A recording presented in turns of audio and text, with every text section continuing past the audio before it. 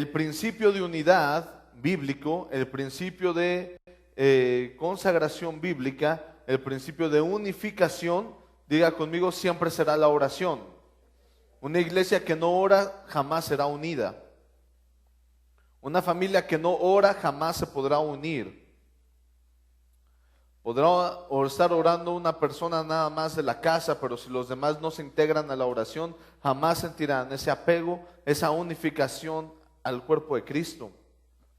La Biblia nos enseña que cuando Jesús es elevado, ¿verdad? ¿Qué les dice? Que hicieran. Cuando el pueblo de Dios se iba a quedar a esperar la promesa del Espíritu Santo, ¿qué les dice? Estad unánimes, juntos y orar. Amén o no amén. Es cierto que la comunión con Dios es personal, pero no se vuelve personal cuando hay unidad.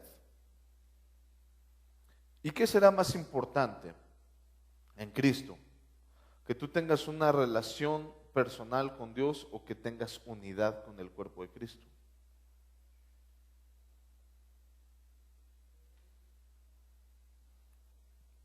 Está buena la pregunta, ¿no? Porque, vuelvo a repetirte, es cierto que tú tienes que tener comunión íntima con Dios. Es bueno.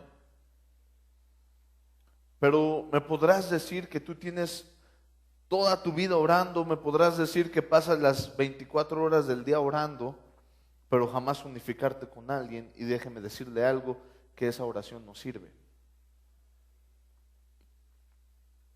Porque la oración unifica. Ahorita te lo compruebo con la palabra de Dios, no te preocupes. Cierra tus ojos y diga conmigo al Señor: Señor Jesús, esta es tu palabra, yo la recibo, yo la concibo y dará a luz a mi vida el fruto de gloria que tú quieres que yo dé.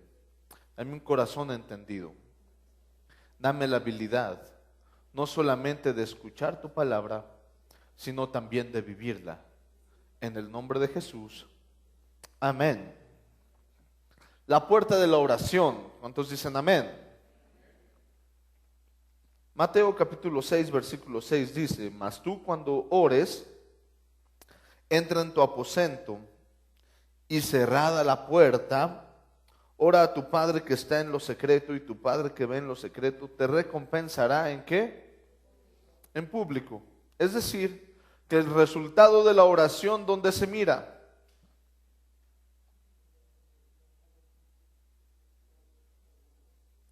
Tú oras y el resultado de tu oración privada se manifiesta ¿dónde? En lo público. Pero la recompensa que Dios busca que tengamos, amén, no es una recompensa de hermano, lo hiciste bien. Porque la oración que haces en lo privado no es para que tú seas exaltado. Esa no es el tipo de recompensa que la Biblia te habla, porque nos da a entender algo parecido. Tú ora en lo secreto y tu Padre que está en lo secreto te recompensará en público. Como si tú orando, Dios enfrente de todos te va a dar una palmadita: bien hecho, mi niño, ¿verdad? Así se hace. Eso es lo que tienen que hacer. No, amados, la oración íntima con Dios te lleva a unificación pública, a que te unifiques con el cuerpo de Cristo. Ahorita te lo explico un poco mejor.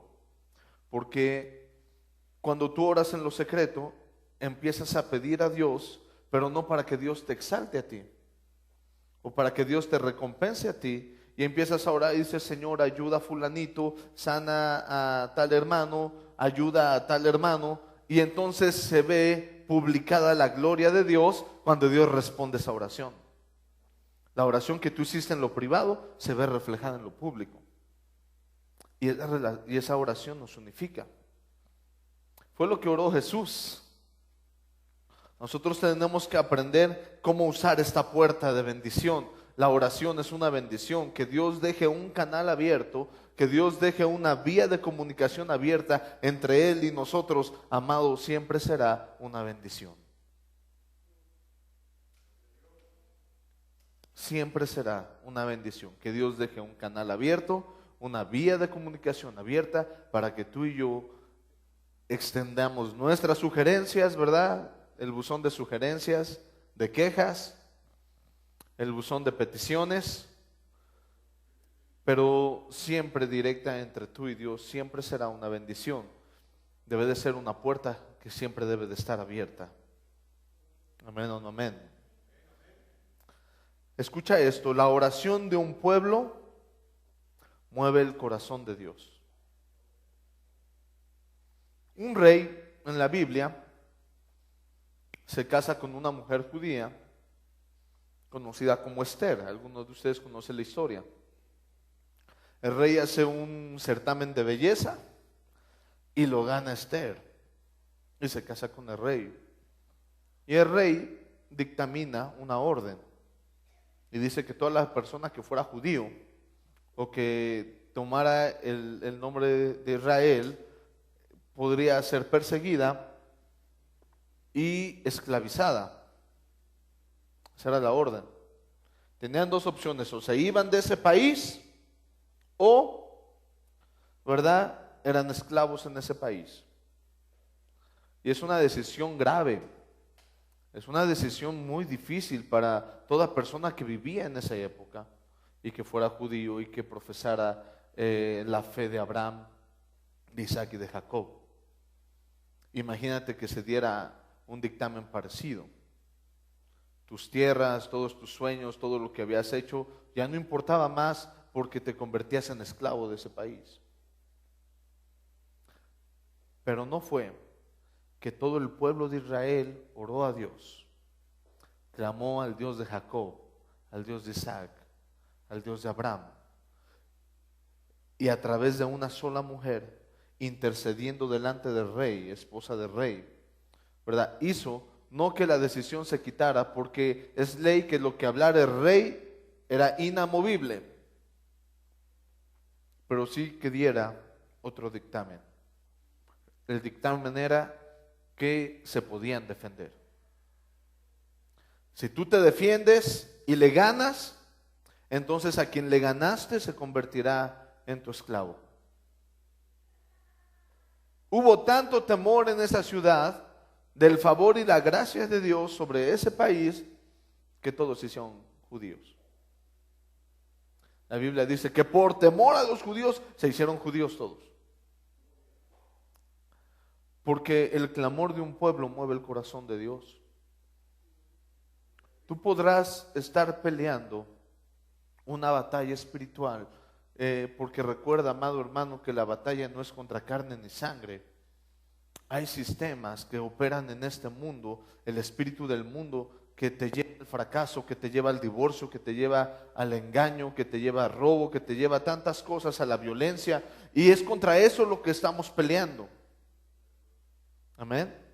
En esa lucha espiritual tú podrás hincarte, tú podrás clamar a Dios, amén, solo. Pero escucha esto, es el corazón de Dios movido por el clamor de un pueblo.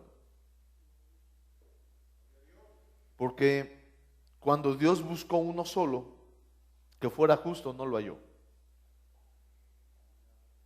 Es decir, que sí tenemos el dolor, pero no estamos haciendo nada para quitarlo. Tenemos el problema, pero no hacemos nada.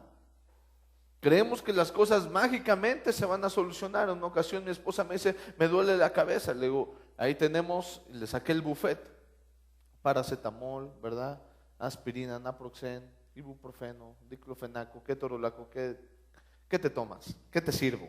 ¿No? Saco el buffet, no, se me va a pasar solito. Eso nunca va a pasar.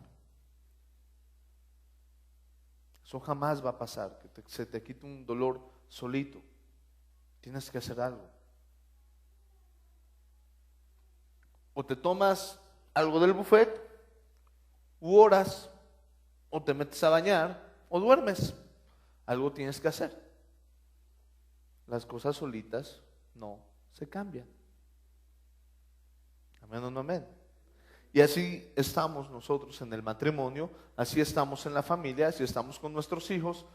No hacemos nada, no añadimos nada y creemos que Dios bajará con una varita mágica, tocará el corazón de que estén haciendo lo incorrecto y ¡pum! Y cambiará. Nada más porque sentiste la molestia. No, tienes que clamar, tendrás que pelear, tendrás que orar, tendrás que declarar palabra, tendrás que hacer cambios en tu actitud para que veas la gloria de Dios. Mire, Dios hizo al hombre, ¿verdad? Del barro, ¿sí o no? ¿Y de dónde Dios tomó al otro ser humano que formó? Del otro ser humano. Quiere decir que nosotros estamos diseñados para unificarnos. Eso es lo que significa. Tú y yo estamos diseñados para ser uno, unánimes, juntos. Y así se formó el hombre. Pero siempre con esa naturaleza, unificarnos. Caín y Abel se mataron, ¿verdad? Porque demuestra algo profético. Después se formó la primera ciudad y después otras ciudades, ¿verdad? Pero siempre juntos, las familias juntas. ¿Por qué?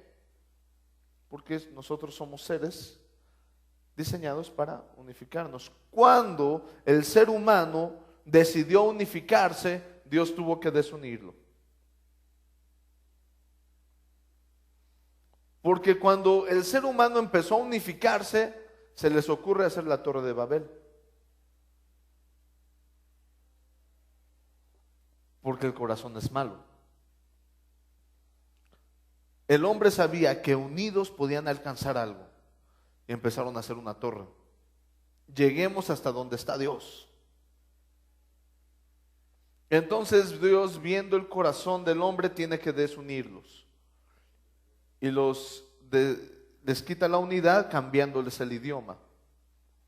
Entonces ya no se entendían. Pero somos seres que buscamos unificarnos. ¿Con qué? Con lo que más nos atraiga. Tú jamás vas a ver un alcohólico unificado con un abstemio. Él se va a unificar con más alcohólicos. Un drogadicto no se va a juntar con una persona que no se droga. Él va a buscar unificarse con otro tipo de personas. Y entonces te convertirás en enemigo de esa persona. Serán aquellos que dices, hijo, ven a la casa. No, papá, mi familia son mis amigos. ¿Lo has escuchado alguna vez? Es que ellos sí me entienden. No, sí entienden que consumes lo mismo, mas no la problemática que tú tienes. De eso se trata la unificación. Amén. Nos unificamos de lados contrarios. Pero mira qué pasa. La Biblia, Dios habla hoy en Santiago capítulo 5 versículo 16, dice: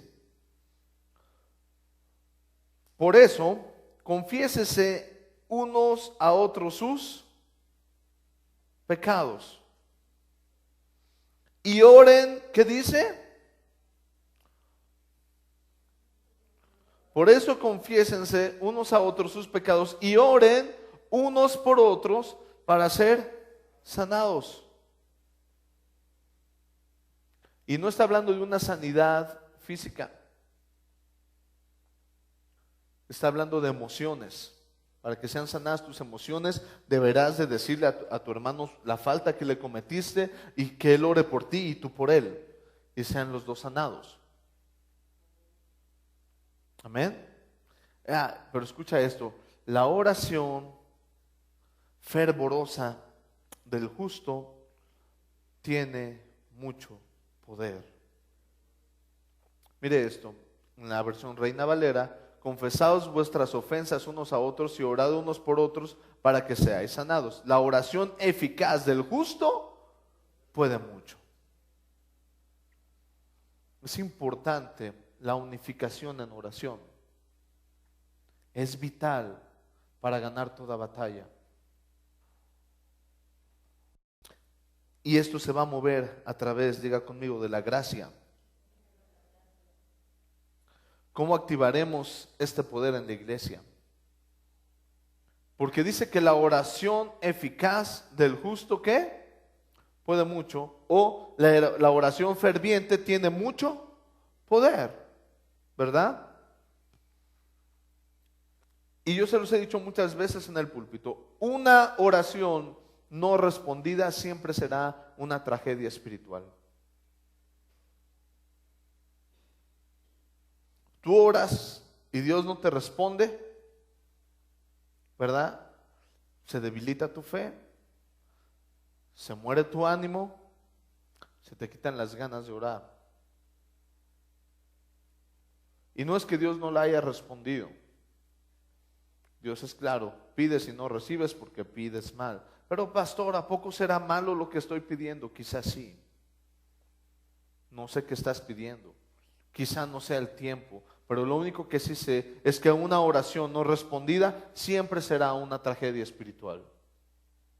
Siempre. Pero aquí la Biblia te dice lo contrario. La oración eficaz del justo puede mucho. ¿Cómo activamos ese poder? Escucha esto. La gracia de Dios nos enseña, ¿verdad?, a activar este poder. La gracia de Dios nos enseña a renunciar a una vida influenciada por el pecado. Tito capítulo 2, versículo 11 al 14 nos enseña cómo la gracia de Dios no es para que tú vivas una hipergracia, es decir, yo peco, sobreabunda la gracia y gloria a Dios. Abunda la maldad, sobreabundará la gracia. No se trata de eso.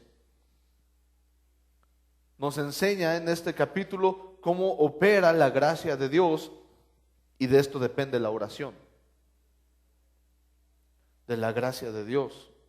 Será únicamente que tú halles gracia delante de Dios para que Dios voltee a verte. Todos los siervos de Dios dicen, he hallado gracia delante de ti. Se ha hallado gracia delante de ti, Señor, ayúdame con esto. Y se mueve el favor de Dios. ¿Por qué? Porque hallaron gracia delante de los ojos de Dios. Será lo primero que hay que buscar. Diga conmigo, la gracia de Dios. Mire esto, porque la gracia de Dios se ha manifestado ¿para qué es la gracia de Dios? A todos los hombres, enseñándonos, ¿qué enseña la gracia? Enseñándonos que renunciando a la impiedad y a los deseos mundanos, vivamos en este siglo sobria, justa y piadosamente, agradando la esperanza bienaventurada y la manifestación gloriosa de nuestro gran Dios y Salvador Jesucristo, quien se dio a sí mismo por nosotros para redimirnos de toda iniquidad y purificar para sí un pueblo propio, celoso de buenas obras. La gracia y la oración nos unifican a ser un pueblo celoso de buenas obras. La gracia de Dios nos enseña a dejar el pecado, no a sobrellevar el pecado, que es muy diferente. Porque a veces entendemos la gracia así: sobrellevemos el pecado donde abunda la maldad, Señor, sobreabunda tu gracia. De ninguna manera. La gracia de Dios nos enseña a dejar la iniquidad, a dejar la impiedad y nos enseña a vivir sobria, justa y piadosamente. Dejemos esas cuestiones necias en nuestro corazón, dejemos de pelear con Dios, porque la gracia de Dios nos enseña a renunciar a una vida influenciada por el pecado. Es decir, a rendirnos a Dios, ganamos su voluntad. Cuando tú aprendas a rendirte a Dios, dejar de pelear con Dios, dejar de creerte más sabio que Dios, entonces entra la voluntad de Dios operando. Y de eso se trata la oración, dice la palabra de Dios, y pide conforme a su voluntad y está hecho. Es decir, que nosotros tenemos que aprender a rendirnos a nosotros mismos, dejar de pensar, es que para mí esto es correcto, y entonces rendirnos a esa situación y decirle, Señor, lo que tú hagas está bien. Lo que tú digas es correcto, es para bien. De eso se trata la gracia, para salvación. Señor, quiero hallar gracia delante de ti. ¿Cómo lo hago? Haciendo tu voluntad. Dejando el pecado a un lado. Yo dejo el pecado y me sumo a la gracia. Yo dejo mis propósitos, renuncio a mí, me derroto ante Dios. Señor, dejo de pelear contigo para hacer tu voluntad y se mueve el favor de Dios. Esa es la puerta de oración abierta. Mira esto. Juan capítulo 17, verso 17 al 18. Santifícalos en tu verdad. ¿Qué? Tu palabra es verdad.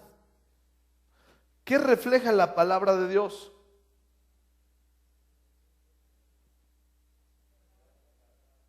Eso es, pero ¿qué refleja?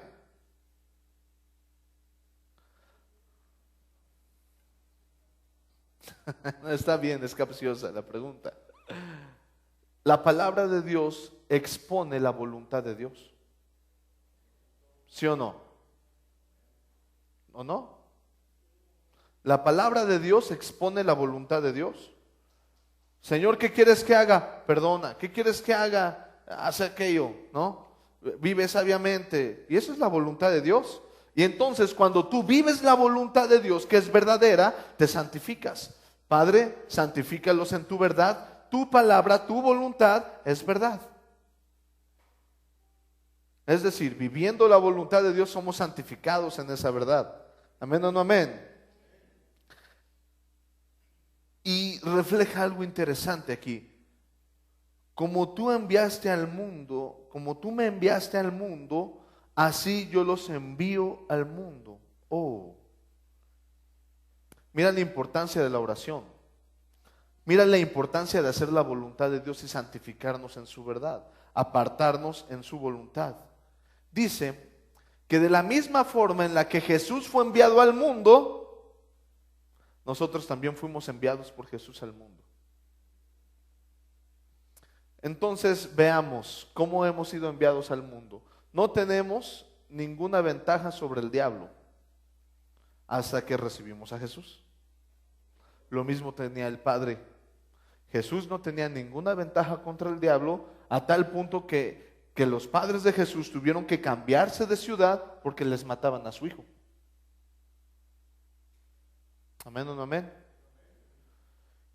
Y no, Jesús no tuvo ninguna ventaja espiritual como tú. O sea, es decir, Él igual que tú, vivió, nació, creció, ¿verdad? Se formó. La única diferencia es que Él desde pequeño se preocupó en hacer la voluntad de Dios. Y por eso la Biblia dice, este es mi Hijo amado en el cual tengo complacencia. Porque Jesús se dedicó a hacer la voluntad de Dios desde pequeño. Y el niño crecía y se fortalecía en obediencia y en fuerza, ¿verdad? Y cuando el día que Jesús le tocó hacer su bar mitzvah, ¿verdad? Que fue llevado a Jerusalén siendo pequeño, en lugar de estar en los columpios, en el árbol, aventando piedras a los patos, no sé, qué hacían en ese tiempo de niños, ¿no? Pero Jesús estaba con los sacerdotes, ¿verdad? En la casa de su padre, en los negocios de su padre. Él desde pequeño se interesó en hacer la voluntad de Dios, se santificó en hacer la voluntad de Dios desde pequeño. Por eso dice, de la misma manera que yo fui enviado, ellos son enviados. Pero lo que hace la diferencia es que nos santifiquemos en su verdad, y su palabra es verdad. Amén o no amén. Mire esto, bendito. En nuestra vida Escuche, la palabra de Dios nos santifica y nos aparta a favor de la naturaleza divina. Cuando tú haces la voluntad de Dios, eres apartado. Santificado significa apartado a la naturaleza de Dios, a la naturaleza de la verdad. Yo soy la verdad, yo soy el camino, yo soy la vida. Eres apartado a la verdad. Santifícalos en tu verdad, apártalos en tu verdad. Tu palabra les muestra tu verdad. Tu palabra es verdad. Amén.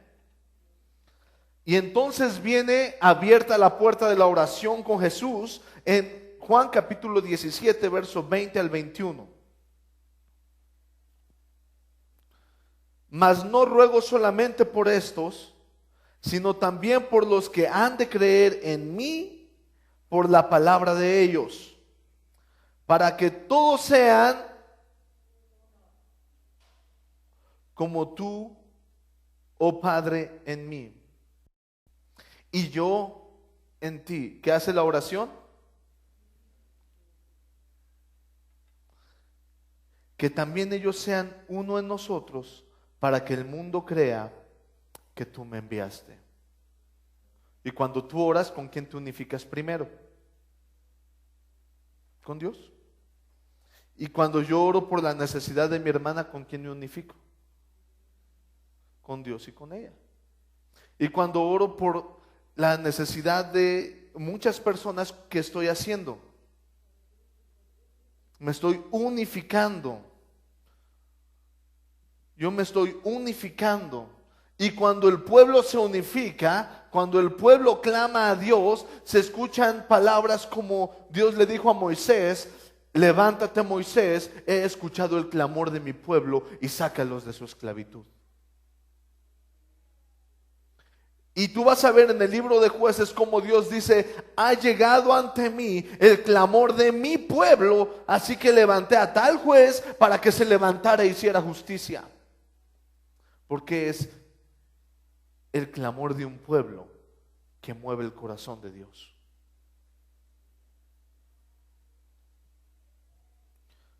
Deja de pelear tus guerras solo. Unifícate en oración. Unifícate en oración y juntos movamos el corazón de Dios a favor de su gracia. Juntos movamos el corazón de Dios. Porque de la misma, dice la Biblia, el mismo padecimiento que tienes tú, lo van viviendo otros por todo el mundo. ¿Y eso qué te enseña? Bueno, hermano, ni modo, tendrás que pasar por ello. Hermano, tendrás que vivir lo que tienes que vivir, porque la Biblia dice que este padecimiento todos lo tenemos que pasar. No, hermano, lo que te está diciendo, clama no solamente por ti, sino por todos los que están viviendo lo que tú estás viviendo. Unifícate con ellos. De eso se trata la oración, unificación. No solamente con el Padre, sino con tu hermano.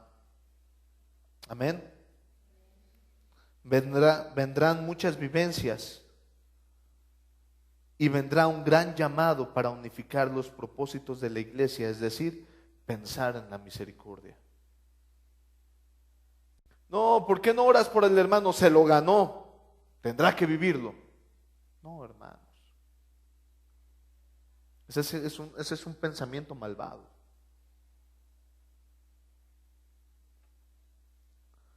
Mire esto. Juan 17, 22 al 23. ¿Qué pasa cuando el pueblo se unifica? Mira esto. La gloria que me diste, yo les he dado. Wow. La gloria que le fue dada a Jesús, nos es dada a nosotros. Wow, increíble. Cuando leemos esto detenidamente y cuando empezamos a pensar en lo que realmente da, qué acción da esta palabra, dice: la gloria que el Padre le dio a Jesús, Jesús nos las ha dado a nosotros. Dice: para que sean así como nosotros somos, yo en ellos y tú en mí, para que sean perfectos en unidad. Wow. Para que el mundo conozca que tú me enviaste y que los has amado a ellos como también a mí me has amado. El poder de la oración unifica a su iglesia y estimula el mover de la gloria de Dios. Quiero decirte qué pasó esta semana. El día martes yo me quedé toda la noche, el día lunes, a cuidar a mi mamá que entró grave al hospital, muy grave, entró a terapia intensiva, con un cuadro no muy peligroso, ¿verdad? Tan peligroso como lo que suena: insuficiencia renal, insuficiencia cardíaca, insuficiencia pulmonar y insuficiencia hepática. Es decir, de los 4 órganos más importantes de donde depende tu vida, a ella no le servían. Ya no funcionaban.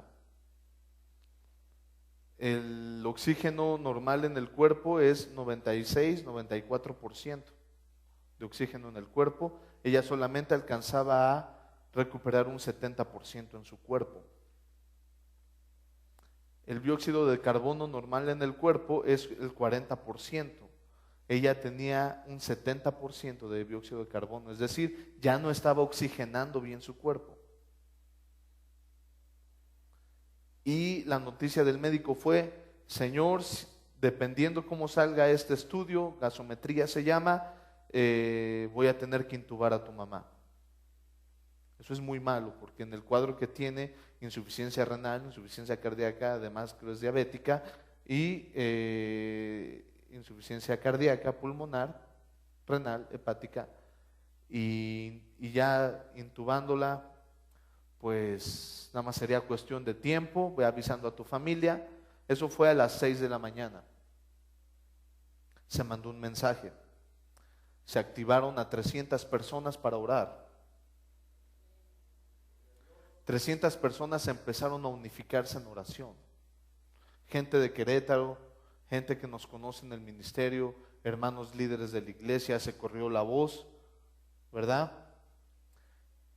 Y fue en un lapso de 2 horas, donde Dios cambió la condición del cuerpo de mi madre. 2 horas. Y las 2 horas era lo que tardaban en hacer un estudio.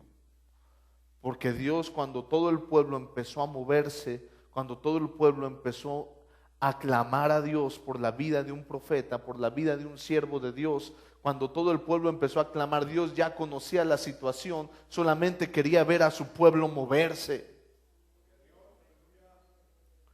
Porque inmediatamente le sacaron sangre. Y Dios no hace trampa. Dios no es tramposo, no es mañoso. Dios ya había hecho el cambio en su cuerpo cuando todo el pueblo se activó. Antes de que pidiéramos, cuando Dios vio que el pueblo se organizó, movió su gracia.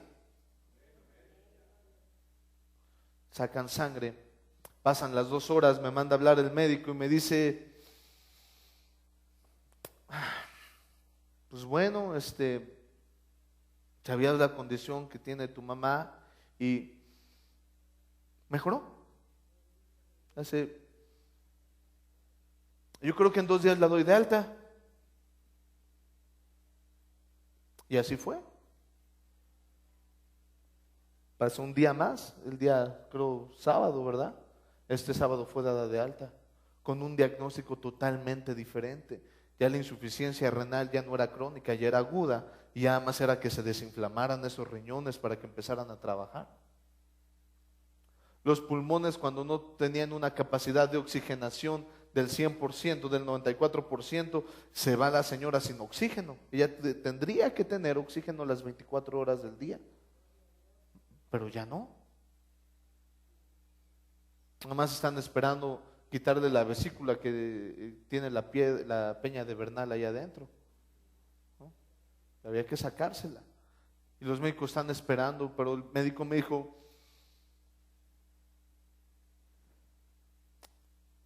pues está mejor. Se mejoró, ya no hay que intubarla. Y ahí Dios me enseñó algo. Inmediatamente Dios me empezó a poner en mi mente el problema de muchos hermanos que están viviendo y la incapacidad que tenemos como pueblo de unificarnos en oración, o la incapacidad que tenemos nosotros de compartir nuestro problema. Evidentemente vamos a pedir la voluntad de Dios. No vamos a hacer otra cosa más que: Señor, nuestro deseo es que se quede, pero es tu voluntad la que tiene que operar.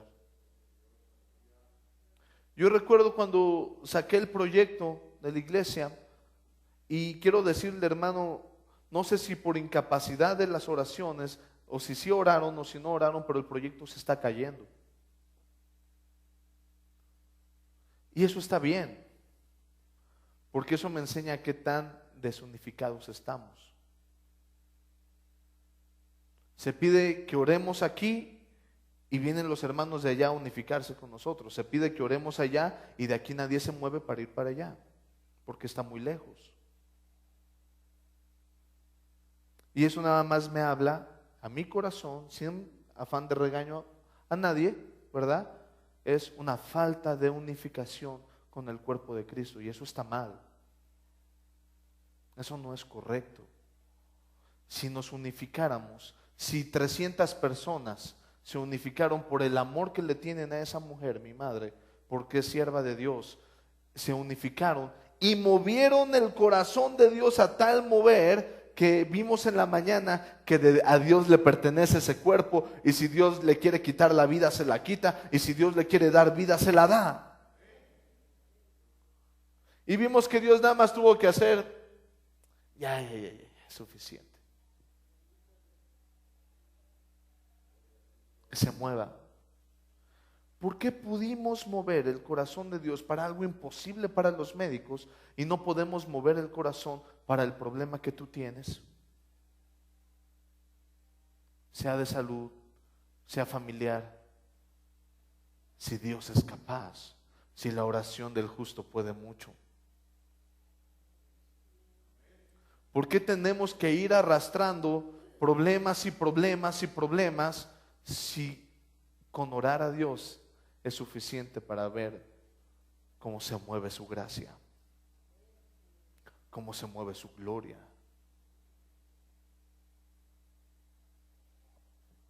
¿Cuántos oran por la iglesia?